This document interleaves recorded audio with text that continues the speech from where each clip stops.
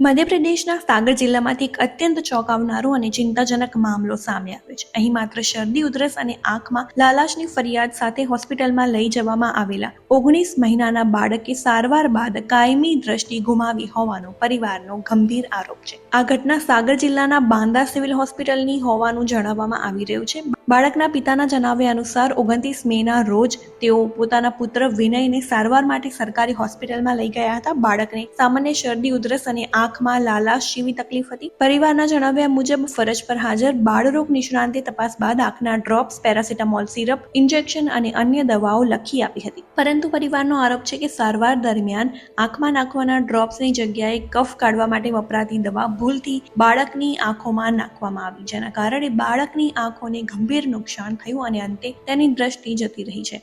આ ઘટનાથી પરિવાર ભારે આઘાતમાં છે અને હોસ્પિટલના તબીબી સ્ટાફ સામે ગંભીર બેદરકારીનો આરોપ લગાવ્યો છે. મહત્વની વાત એ છે કે હાલમાં બેદરકારીના આરોપની તપાસ ચાલી રહી છે. તપાસ પૂર્ણ થયા બાદ જ જવાબદારી અને હકીકત અંગે સત્તાવાર સ્પષ્ટતા થઈ શકશે.